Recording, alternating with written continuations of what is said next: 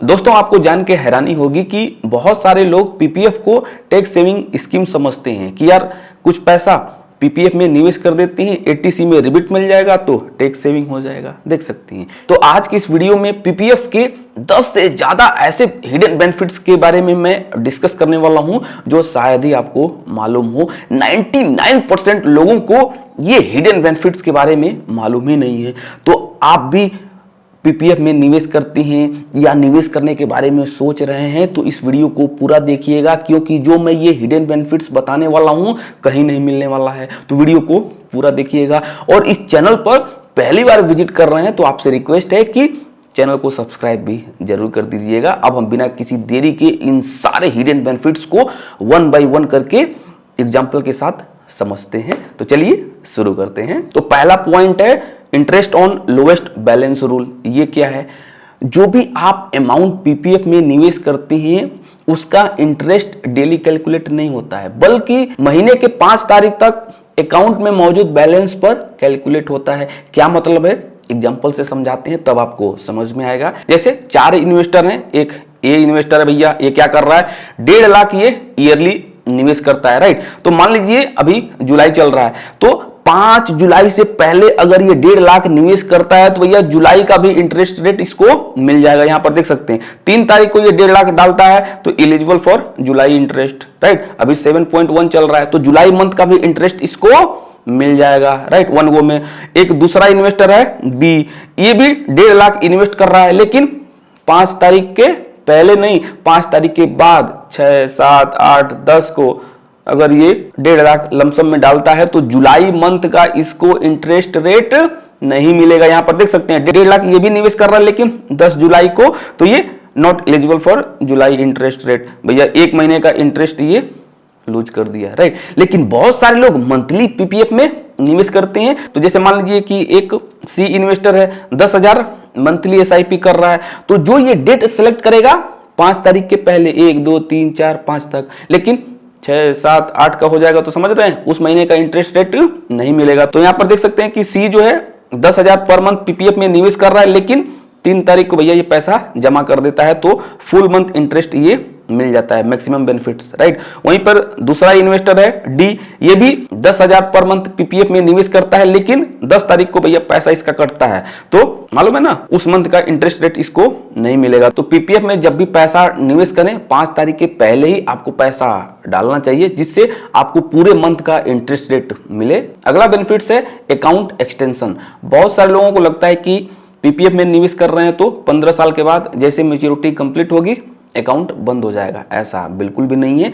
जब आपकी maturity complete होती है, जैसे ही 15 साल कंप्लीट होगा, आपके पास 3 ऑप्शन है। पहला, 15 साल कंप्लीट हो गए अकाउंट बंद करिए, जो भी कॉर्पस बना है उसको घर ले जाइए, एंजॉय करिए। दूसरा ऑप्शन है 15 साल कंप्लीट हो गए तो 5 ईयर के ब्लॉक में वो अपना इन्वेस्टमेंट कंटिन्यू कर सकता है। तो दूसरा ऑप्शन है एक्सटेंशन विद कंट्रीब्यूशन। जैसे मान लीजिए कि भैया आपने पीपीएफ में निवेश करना शुरू करा, राइट, और आपकी एज 55 हो गई, अभी 5 साल और है आपके रिटायरमेंट होने में, अच्छा खासा कमाई है। आप सोच रहे हैं कि यार अभी पीपीएफ की मैच्योरिटी कंप्लीट हो गई, 15 साल कंप्लीट हो गया, लेकिन मैं सोच रहा हूं कि 5 साल और इन्वेस्टमेंट कर देता हूं, और मेरे हिसाब से तो करना चाहिए। क्यों करना चाहिए? एक बार एग्जांपल देखिए, तब आपको समझ में आएगा कि भैया पावर ऑफ कंपाउंडिंग इस तरह से हमारे पैसे को कंपाउंड करती है क्या। तो अगर कोई बंदा है 15 साल पीपीएफ में पैसा निवेश करता है, मैच्योरिटी कंप्लीट हो गई, राइट, तो यहां पर देख सकते हैं कि 40 लाख का कॉर्पस बन रहा है, राइट। सिर्फ उसने 5 साल अपना इन्वेस्टमेंट कंटिन्यू कर दिया, जो भी ईयरली ये 1.5 लाख निवेश कर रहा था, तो देख सकते हैं 66 लाख से भी ज्यादा का कॉर्पस बन गया। कहां 40 मिल रहा था और अभी 5 साल में ही इसके पास 66 लाख का कॉर्पस बन गया, राइट। तो बहुत सारे लोग यही करते हैं कि जैसे ही मैच्योरिटी कंप्लीट हो जाती है तो भैया जब उसकी मैच्योरिटी कंप्लीट होती है तो लास्ट ईयर एक फॉर्म एच करके आता है, या पोस्ट ऑफिस या बैंक से करा है तो जाके वहां पे ये फॉर्म भर के देना होता है कि भैया मैं 5 ईयर के ब्लॉक में मैं अपना पीपीएफ एक्सटेंड करने वाला हूं। इट मींस 5 साल और मैं पैसा जो ईयरली 1.5 लाख निवेश कर रहा हूं निवेश करूंगा। बहुत सारे लोग यही करते हैं। तो देख सकते हैं कि 15 साल में 40 मिल रहा था, लेकिन 5 साल और इन्वेस्टमेंट इसने बढ़ा दिया तो 66 लाख का कॉर्पस बन गया। तो ऐसा बिल्कुल भी नहीं है कि 15 साल कंप्लीट हो गया तो अकाउंट बंद कर दो, नहीं, आपके ऊपर है भैया। आपका गोल रिटायरमेंट हो गए हैं, क्या नीड है आपकी, उस हिसाब से आप डिसीजन ले सकते हैं और 5 ईयर के ब्लॉक में पीपीएफ का इन्वेस्टमेंट को बढ़ा सकते हैं। तीसरा जो ऑप्शन है विदाउट कंट्रीब्यूशन, ये बहुत ही ज्यादा इंटरेस्टिंग है। जैसे 1.5 लाख ईयरली निवेश कर रहे हैं, किसी की एज मान लीजिए कि 55 हो गई, मान लेते हैं, राइट, 5 साल अभी बचे हैं रिटायरमेंट को, इसको भी भैया पैसे की जरूरत नहीं है, राइट। तो ये क्या करेगा, 15 साल जैसे कंप्लीट होगा तो इसके पास 40 लाख का कॉर्पस हो गया, लेकिन 5 ईयर के ब्लॉक में ये अपना इन्वेस्टमेंट बढ़ाएगा नहीं, इस पर इंटरेस्ट कमाएगा 5 साल, राइट। अभी ये 55 का है, तो जैसे ये 60 होगा, देख सकते हैं कि इसके पास 57 लाख से ज्यादा का कॉर्पस बन गया। मतलब 15 साल इसने इन्वेस्टमेंट किया, टोटल इसने इन्वेस्टमेंट किया 22 लाख, 15 साल में कॉर्पस हो गया 40 लाख, और नेक्स्ट 5 ईयर के ब्लॉक में इसने फ्रेश इन्वेस्टमेंट नहीं किया, जो भी कॉर्पस बना था उसको एज इट इज छोड़ दिया। तो देख सकते हैं कि कहां इसको 40 मिल रहा था, लेकिन सिर्फ इसने 5 ईयर तक होल्ड कर दिया, जो भी कॉर्पस बना था वही कॉर्पस इसको कमा के अब 57 लाख का कॉर्पस दे रहा है, देख सकते हैं। तो बहुत सारे स्मार्ट लोग यही करते हैं। तो जैसे मान लीजिए कि ये बंदा 60 का हो गया, तो इसके पास 57 लाख समथिंग का कॉर्पस बन गया, राइट। तो यहां पर देख सकते हैं कि इंटरेस्ट ही इसका कम से कम 3.25 लाख रुपया ईयरली आ रहा है, राइट। तो बहुत सारे लोग क्या करते हैं कि जो भी ईयरली ये जो इंटरेस्ट आ रहा है, अगर मैं इसको महीने से करूं तो देख सकते हैं 31,000 मंथली यहां पर कमाई हो रही है, राइट। तो पीपीएफ में भैया ईयरली एक बार विड्रॉल होता है, तो बहुत सारे लोग पीपीएफ का इंटरेस्ट निकाल के ईयरली सेविंग अकाउंट में रख लेते हैं और वहां से 20, 25, 30 जो भी ये भैया देख रहे हैं ना, फ्री का कमाई हो रही है और इस पर टैक्स भी नहीं लगता है। अगला जो बेनिफिट्स है, प्रोटेक्शन फ्रॉम कोर्ट अटैचमेंट। जैसे मान लीजिए फ्यूचर में आपके साथ कोई फाइनेंशियल डिस्प्यूट है या डेट का रिकवरी करना है, तो जो भी पैसा आप पीपीएफ में निवेश कर रहे हैं, कोर्ट भी उस पैसे को जब्त नहीं कर सकती है। तो देख सकते हैं कि पीपीएफ में अगर आप पैसा डाल रहे हैं तो बुढ़ौती, बुढ़ापे के लिए, रिटायरमेंट के लिए ये पैसा कोई सरकार और कोर्ट कोई भी टच नहीं कर सकती है, देख सकते हैं, राइट। अगला है no annual tax filing hassle, yes.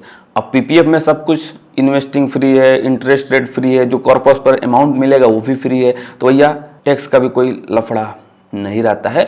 अगला बेनिफिट है पावर ऑफ कंपाउंडिंग, बहुत ही ज्यादा इंटरेस्टिंग है। बहुत सारे हम मिडिल क्लास क्या करती हैं, पीपीएफ में टैक्स सेविंग के लिए निवेश करती हैं और जैसे ही 15 साल कंप्लीट होगा तो कॉर्पस निकाल के एंजॉय करने लगते हैं। नहीं, 15 साल के बाद खेला होता है पीपीएफ में। कैसे? 15 साल के बाद भैया आपके पास 40 लाख का कॉर्पस बन रहा है, राइट, लेकिन 5 ईयर के ब्लॉक में आप फ्रेश इन्वेस्टमेंट नहीं करते हो, छोड़ देते हो सिर्फ। तो 5 ईयर में यही अमाउंट 57 लाख से ज्यादा का कॉर्पस बना दे रहा है।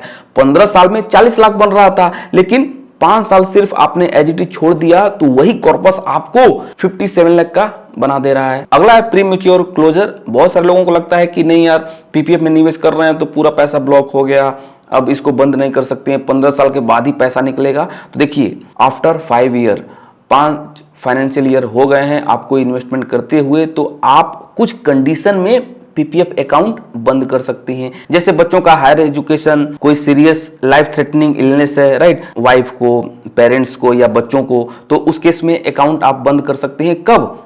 जब 5 फाइनेंशियल ईयर कंप्लीट हो गया है या आप एनआरआई बन गए हैं, तो उस केस में आप पीपीएफ अकाउंट बंद कर सकते हैं। लेकिन प्री मैच्योर क्लोजर पर पूरे पीपीएफ 10 ईयर के इंटरेस्ट रेट में 1% की कटौती भी होती है। उस एनआरआई के लिए कुछ और इंपॉर्टेंट पॉइंट्स हैं। जैसे इंडिया में रहते हुए आपने पीपीएफ में निवेश किया है और आप एनआरआई बन गए हैं, तो आप इस केस में अकाउंट बंद कर सकते हैं, राइट, पहला।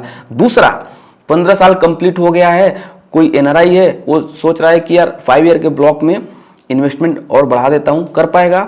नहीं कर पाएगा। तो जो एनआरआई हैं वो बिल्कुल पीपीएफ अकाउंट बंद कर सकती हैं, इसमें 1% की पेनल्टी लग जाती है, राइट। क्या कोई एनआरआई पीपीएफ में निवेश कर सकता है?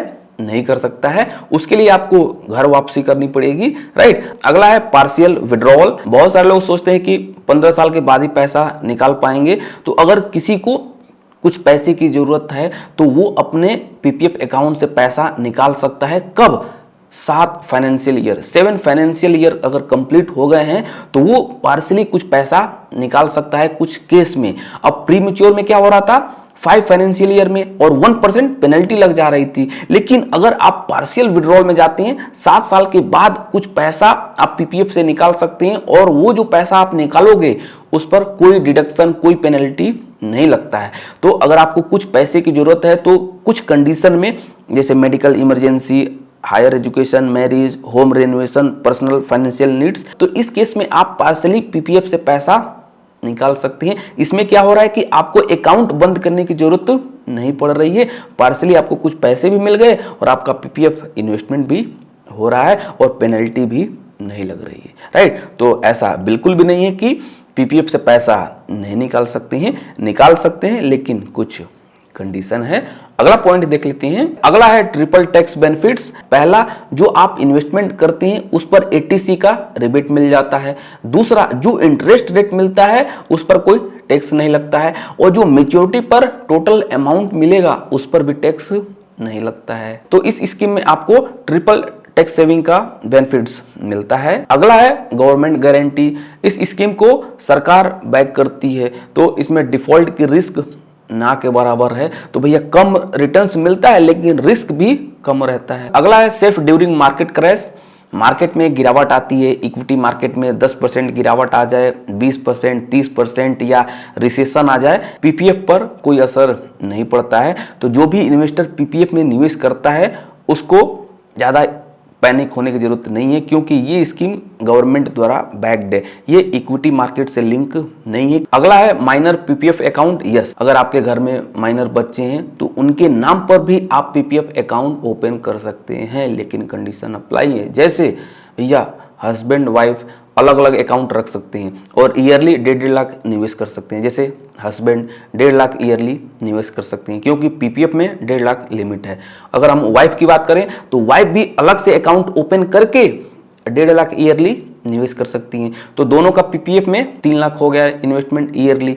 और इन दोनों ने डिसाइड किया कि बच्चे के नाम पर भी पीपीएफ अकाउंट ओपन करते हैं और ईयरली 1.5 लाख इसके नाम पर भी इन्वेस्टमेंट शुरू करते हैं, तो क्या कर पाएंगे? नहीं कर पाएंगे, राइट। तो अगर आप माइनर पीपीएफ अकाउंट ओपन करते हैं तो किसी न किसी गार्जियन को बच्चे का जो अकाउंट है, जो माइनर अकाउंट है, उससे लिंक होना पड़ेगा। जैसे मान लीजिए कि उसका हस्बैंड है, राइट, तो हस्बैंड ईयरली 1.5 लाख निवेश कर रहा है, माइनर का भी पीपीएफ अकाउंट ओपन कर दिया, तो इन दोनों का टोटल इन्वेस्टमेंट ईयरली 1.5 लाख होना चाहिए, राइट। बहुत सारे लोग क्या करते हैं, 1 लाख हस्बैंड भैया अपने अकाउंट से इन्वेस्ट कर दिया और 50,000 माइनर के, जो माइनर का पीपीएफ अकाउंट है उसमें निवेश कर दिया, तो टोटल बच्चे का और हस्बैंड का मिलके ईयरली 1.5 लाख हो गया और वाइफ का 1.5 लाख हो गया, राइट। तो किसी न किसी गार्जियन को माइनर के अकाउंट से लिंक होना पड़ेगा अगर आपको माइनर के नाम पर पीपीएफ में निवेश करना है। अगला पॉइंट देखते हैं, और मेरा पर्सनली मानना तो यही है कि अगर आप अपने बच्चों के नाम पर इन्वेस्टमेंट करने के बारे में सोच रहे हैं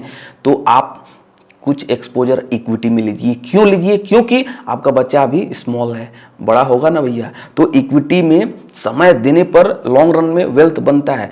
सारे एसेट को इक्विटी ने बीट किया है। अगर हम हिस्ट्री देखें तो अगर आपके घर में बच्चे हैं, इन्वेस्टमेंट करना चाहते हैं, तो आपको अलग एसेट एक्सप्लोर करना चाहिए। इस पर मैं डेडिकेटेड वीडियो बनाने वाला हूं कि अगर किसी को बच्चों के नाम पे निवेश करना है तो किस एसेट में एक्सप्लोर कर सकता है, क्योंकि देखो पीपीएफ में 7.1 इंटरेस्ट रेट मिल रहा है, तो अगर आपकी एज 35, 40, 50 है तो एक्सेप्टेबल है, कोई दिक्कत नहीं है। लेकिन जो यंग है, रिस्क ले सकता है, समय दे सकता है, तो वो इक्विटी जैसे एसेट क्लास को एक्सप्लोर कर सकता है। तो आप भी इक्विटी में इन्वेस्ट करना चाहते हैं या बच्चों के नाम पर इन्वेस्टमेंट शुरू करना चाहते हैं तो उसके लिए डीमैट और ट्रेडिंग अकाउंट चाहिए। तो मैंने लिंक डिस्क्रिप्शन बॉक्स में मेंशन कर दिया है। फ्री में अपना डीमैट और ट्रेडिंग अकाउंट ओपन करके खुद इन्वेस्टिंग करिए, बच्चों को भी सिखाइए। अगला है ideal for retirement corpus. Yes, इसमें गवर्नमेंट की गारंटी है, टैक्स फ्री रिटर्न है, लॉन्ग टर्म कंपाउंडिंग है, मार्केट का कोई रिस्क नहीं है। तो जिसकी एज ज्यादा है, टैक्स स्लैब ज्यादा है, वो लोग पीपीएफ में एलोकेशन